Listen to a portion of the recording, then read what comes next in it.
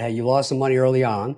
And even when you were making it, though, you realized when you reached the amount of money in your bank account that you thought would make you feel a certain way, you realize you did it at the expense of your relationships with your family and not being present in where it is. And it almost reminds me of some of my buddies where, I'm a jiu-jitsu guy. I have a lot of MMA guys, UFC guys on here. And a few of my friends have won the UFC championship. And you hear these stories where they're like, if I only had that. And then they get there, and then there's this like huge depression of it didn't make me actually feel the way I thought it was going to make me feel. And I feel like people too often chase the money, and they chase it at the expense of all the other things in their life that really matter. And they only realize it's too late when they've already made this mistake. But you were actually lucky enough, as you said, to do it at an early age to realize that. And so I'm with you, man. I was always a quality of life guy. I always said, how can I make enough money sitting home with my dogs and watching TV and hanging out with my family like I'm getting shot at being a cop in New York City? And if I could just pay the bills and not have to deal with traffic and coworkers, pretty amazing life. And then obviously you grow from there. But where did that click for you? Talk about, for people listening saying, all I need is money. Talk about really living a quality of life and how maybe billions of dollars isn't actually what you need to find fulfillment and purpose. That's good. How do I want to say this the right way? You've been programmed to chase the money, right? I mean, look at our society, look at our country, like you've been programmed that way. And so I would first just step back and think about that for a second. Like for example, even like, okay, I quit drinking alcohol 3 years ago. Okay. Once I stopped drinking alcohol, I realized how much our society revolves around alcohol, right? Like go on vacation, you envision the sunset and a glass of wine, or you're going out with your buddies and you're going to be drinking, and like it's a program. You're programmed. Well, it's no different related to money. You've been programmed to chase money, right? Because it's the shiny object, right? The problem is there's many stories like you just shared. The guy got the UFC, right? Won the championship. He was programmed that that's what he was supposed to be chasing, right?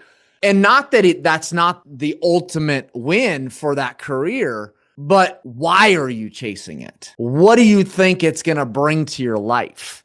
And like, I don't even like the word happy. I think the word happy is kind of a joke, right? I think what we're all searching for is fulfillment, whether we know it or not. And I can promise you money alone is not going to bring you that fulfillment. But so let's shift from money being the focus, which oftentimes then it's the materialistic stuff and it's the lifestyle and it's the vacations. I don't mind you going after the money, but what if you shifted why you're going after the money? Maybe you're going, how about you go after, so like behind me, PIF, purpose, impact, fulfillment. Well, to me, money is a beautiful thing. So like, I love Jesus, and people say, well, do you have an issue with wealth and Jesus? And like, people have a conflict there. And I'm like, dude, bro, the Lord has no problem with wealth. The question is, what do you do with the wealth? And so what if through the wealth, you're focused on all the impact you can have with that wealth, how you can make a difference in the world, how you can make a difference in your community. And so I'm rambling here, but I got to hit one more thing. A good friend of mine, his mom, kind of his focus, or what he talks a lot about, is lifestyle business, right? And here's the thing is that I'm not trying to offend anybody. Please hear my heart. But I got on the lifestyle business bandwagon for several years. Okay. And it was still empty. Okay. Here's what I believe. I believe the Lord hates lazy. I think the Lord gave us certain gifts and opportunities to play all out, right? We are supposed to show up to heaven tired. All right. So again, this lifestyle business fad, again, I don't have a problem with it, but I think in a lot of times you would cross out the word lifestyle and you'd write the word lazy, is they've allowed this lifestyle business concept to turn into a lazy business. And that's, to me, is not fulfilling, is that we are programmed to work hard. But at the end of the day, where do your priorities lie? Okay, there's a gentleman that I had an opportunity to speak into his life a couple of years ago. And if I mentioned his name, you all would know who he is, okay? And he's super successful in the worldly eyes, okay? But he was telling me a story where his fiance hates how much he works, right? Can't stand it.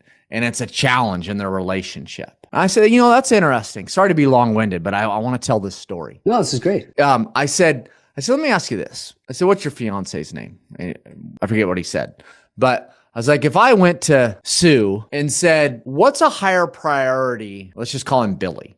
What's a higher priority in Billy's life? You or his business, right? And he said, Cody, to be honest, I don't know which she would answer. I said, well, there's your problem, okay?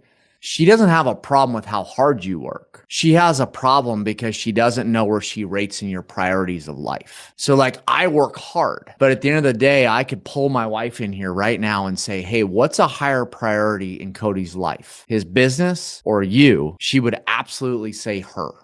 And because she knows she's a higher priority to me than my business, I don't have this power struggle of her feeling like she's in competition with my business. So then I said to Billy, Billy, when's the last time you text Sue? And I'm just making that name up. When's the last time you text her just randomly in the middle of your day and just told her that you were thinking about her or that you loved her or that you appreciated her or that you valued her? He said, never. I said, okay. Well, I think we're onto something here, right? I challenge you that if she's truly a higher priority to you than your business, then there's just certain actions you need to take to make her secure in that. And mark my words, once she's secure in that she's a higher priority to you than your business is, watch how she will stop nagging you about how much you work. And I touched base with him like 2 months later, and he said he had seen huge progress. And so, I guess the reason I tell you that story is I don't mind the hard work, but it's just where's your priorities and why are you working hard, right? So that's my 2 cents on that topic.